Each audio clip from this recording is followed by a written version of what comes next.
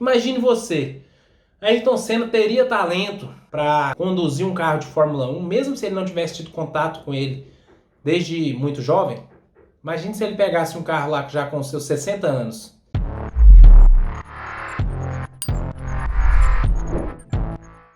O que você acha? Talento é um privilégio que alguns poucos recebem ou é mérito de quem faz por onde?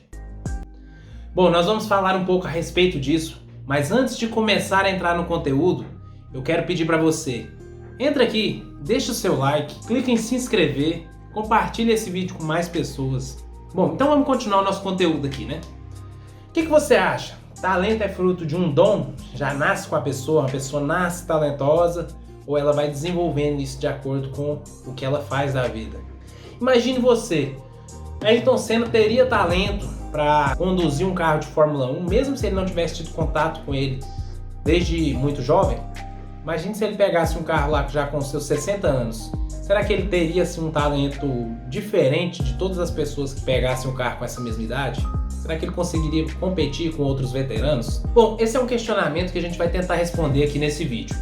É claro que eu não pretendo uniformizar ou ser a última palavra nas opiniões a respeito do talento, mas eu quero fazer com que você reflita a respeito deste assunto. Bem, existe uma pesquisa, essa pesquisa ela foi até citada em um livro. Como eu sempre faço, eu cito as minhas fontes, eu cito as referências. Eu vou deixar o nome do livro aqui na descrição, junto com um link, para que você possa comprar esse livro e ler também. Então você vai aprender da mesma forma que eu aprendi. Bom, voltando à pesquisa, ela foi motivada por uma descoberta um tanto quanto inusitada. Inicialmente, as pessoas acharam que era pura coincidência. O que aconteceu? Em uma liga de hóquei do Canadá, onde esse esporte é muito famoso, uma pessoa estava olhando para as datas de nascimento das grandes estrelas dos clubes da elite do hóquei canadense. E ela percebeu que a maioria dessas pessoas haviam nascido em janeiro, fevereiro e março. E ela achou estranho aquilo e foi verificar. Ela foi verificando vários clubes e o padrão se repetia. A maioria das pessoas, a maioria dos atletas, as maiores estrelas, tinham nascido em janeiro, o segundo maior número era de fevereiro, o terceiro maior número era de março. Mas como poderia isso acontecer? Seria uma mera coincidência? Seria o acaso? Ou seria algo, sei lá, sobrenatural acontecendo ali? Então eles foram investigaram nas ligas infantis, nas ligas de jovens, né, liga júnior, até chegar nas ligas principais. O padrão se repetia. Algo acontecia com aquele esporte naquele país que fazia com que os astros nascessem nos mesmos meses.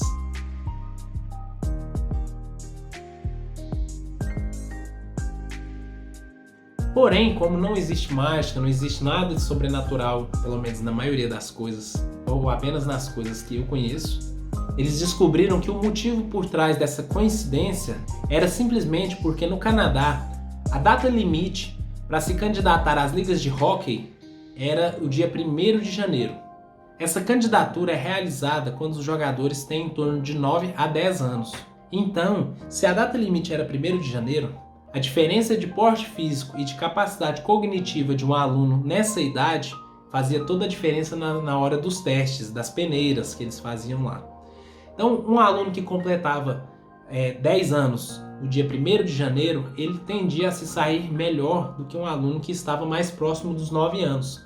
Então os alunos mais velhos eram percebidos como melhores jogadores, certo? Mas só porque eles eram mais velhos, eles eram então melhores jogadores, eram escolhidos e nunca mais eram ultrapassados pelos outros?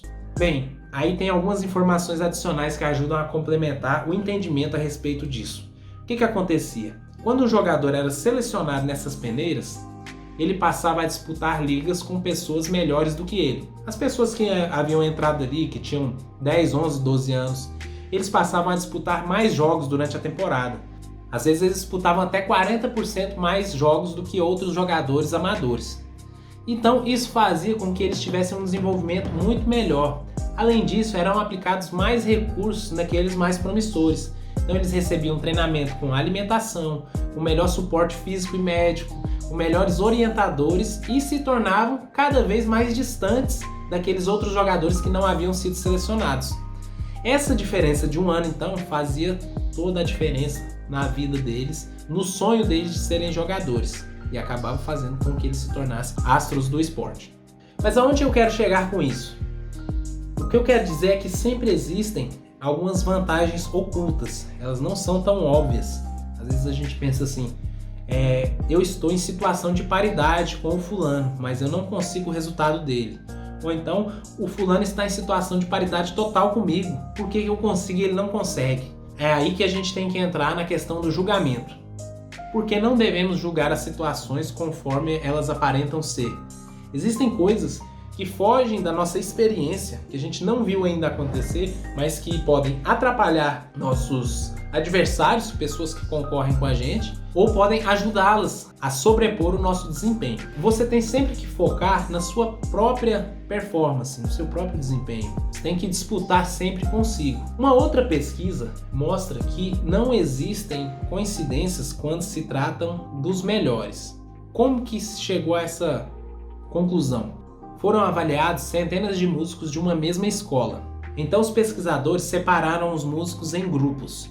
Os grupos de músicos que haviam praticado 10.000 horas até os seus 20 anos, o grupo de músicos que haviam praticado 8.000 horas até os seus 20 anos e outro grupo que havia praticado menos do que isso. O que descobriram? Não haviam exceções. Todos os músicos que haviam praticado as 10.000 horas se tornaram excepcionais, eles se tornaram virtuosos. Já aqueles músicos que haviam praticado até 8.000 horas, eles haviam se tornado apenas bons, dentro de uma média ali de músicos bons. E os que haviam praticado menos que isso eram músicos amadores, ou seja, essas pessoas elas desenvolveram seu talento através do número de horas de prática. Mesmo aquelas estrelas do Canadá, do rock canadense, elas haviam praticado muito mais horas, e quando os pesquisadores tentaram cruzar as informações, eles descobriram que existe um número que parece ser uma regra. Não uma regra absoluta, mas ele indica muito a respeito de pessoas que são muito acima da média ou não, que seriam essas 10.000 horas de treinamento. Ou seja, você começa hoje a fazer alguma coisa, vamos supor que você comece hoje a jogar bola, e aí no ano que vem você quer passar numa peneira em um grande clube brasileiro. Ou então você começa hoje a cantar e acha que na sua primeira apresentação todo mundo vai perceber que você é um talento que estava escondido, que acabou de se mostrar para o mundo e você vai explodir como cantor. Não se engane, não é bem assim. Quem é brasileiro sabe da história, por exemplo, do Zezé de Camargo, que gerou até filme. Começou a cantar quando criança, formou duplas e não deu certo, até que organizou uma dupla com o irmão dele e funcionou. Provavelmente porque ele já tinha aprimorado muito o seu desempenho, não só como cantor, mas também como um gestor, um empresário, gestor da própria carreira. O mesmo aconteceu no caso de Mozart. As pessoas pensam que ele era um gênio da música e que ele sempre foi assim.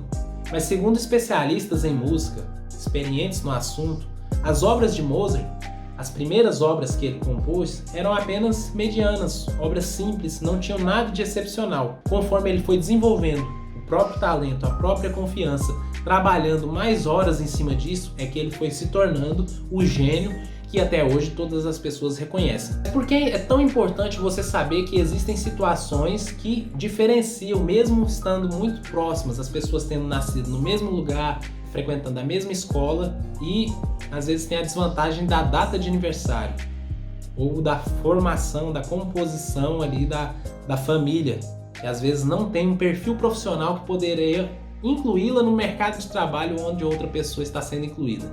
O interessante de saber isso é porque a gente passa a observar mais atentamente as outras pessoas em busca dessas pequenas diferenças. Não no sentido de julgar as outras pessoas. A gente passa a aprender como elas vivem, entender como é a realidade delas, como elas pensam, em que ambiente elas vivem e passa a tentar modelar tudo isso para a vida da gente. Talvez o seu ambiente não seja tão propício mesmo morando próximo de outra pessoa. Talvez dentro da rua de uma criança tenha um ponto de tráfico de drogas que influencie ela a percorrer um caminho diferente da pessoa que está na rua de cima, mesmo ambas morando no mesmo setor, frequentando as mesmas escolas.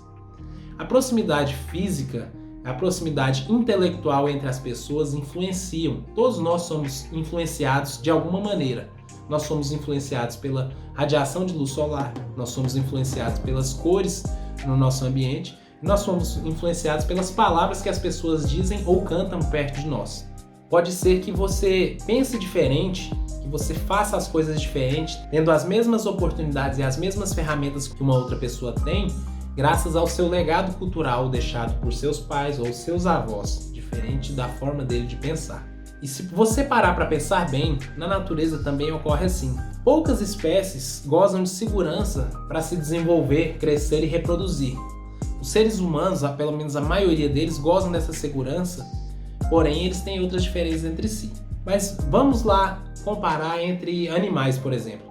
Existem animais que nascem e que, para sobreviver, eles têm que escapar de seus próprios pais, que podem canibalizá-los, como por exemplo o dragão de Komodo. Existem frutos que, para crescerem, eles precisam cair em um solo fértil, que permita com que suas raízes penetrem até uma certa profundidade. Eles podem precisar de uma incidência solar constante e de chuvas no tempo certo. Caso isso não aconteça, essa semente ela pode simplesmente apodrecer. Um bom exemplo é a árvore sequoia, que tem aí alguns exemplares no livro dos recordes, no Guinness, e que precisa de um ambiente bem apropriado para crescer dentre as outras plantas que não alcançam nem metade do seu tamanho. Quando você sabe quais são as desvantagens que acontecem, você pode escolher desistir estrategicamente por notar que não compensa esperar por uma próxima oportunidade ou que não compensa investir a energia necessária para concorrer com seus oponentes. Você pode também decidir contornar as suas desvantagens, adotando outras estratégias para alcançar os mesmos resultados. Depois de todas essas dicas, eu quero lembrar você de deixar o seu curtir, se inscrever no canal e compartilhar este vídeo. E eu quero deixar a última dica aqui, uma dica bastante preciosa. Conheça bem os melhores. O que você quer ser quando crescer? Quando crescer mesmo, não é crescer fisicamente, o seu porte físico. O que você quer ser quando você for grande? Quando você for tudo aquilo que você imaginou. Conheça os melhores nessas áreas. Foque em identificar quais são as qualidades, como eles pensam e o que fazem para atingir tais qualidades. Identifique o que eles têm em comum. Essa é uma maneira de descobrir o que ajuda eles ou não. Procure pelas coisas não óbvias. Lembra lá da data de aniversário? Modele a forma deles de fazer. Comece. Identifique o que eles fazem muito bem e tente fazer. No início você vai começar como uma criança que tenta andar e cai, tropeça, vai andando parecendo um robô, mas com o tempo você vai passar a andar como um adulto. Isso depende de quantas horas você passará treinando e repetindo o que eles fazem bem. Preste bem atenção no seu ambiente. Mude o seu ambiente ou se mude de ambiente para ter as mesmas inspirações e as mesmas influências que eles tiveram. E principalmente, mude o seu modo de pensar, se abra para novas possibilidades. Pare de criticar tanto o que as pessoas estão fazendo. Pare de achar que tudo é sorte e traga a sorte para você. As pessoas falam de construir a própria sorte e você às vezes duvida. Então tente construir a sua e se torne perito em construir a sua sorte. Se desafie a fazer isso, dê uma chance para que isso entre na sua cabeça. Bom, o que eu tinha para dizer hoje é isso. Eu espero que você já tenha curtido esse vídeo, se não vai lá agora. Como frequentemente eu faço, eu vou deixar um link aqui de um livro que fala a respeito dessas pesquisas. Eu espero que você clique nesse link, compre o livro, comenta aqui se gostou ou não e continue me acompanhando nos próximos vídeos. Até mais. Tchau! O Ministério do YouTube adverte. Curtir este vídeo ajuda você e toda a comunidade a tornarem-se mais produtivos.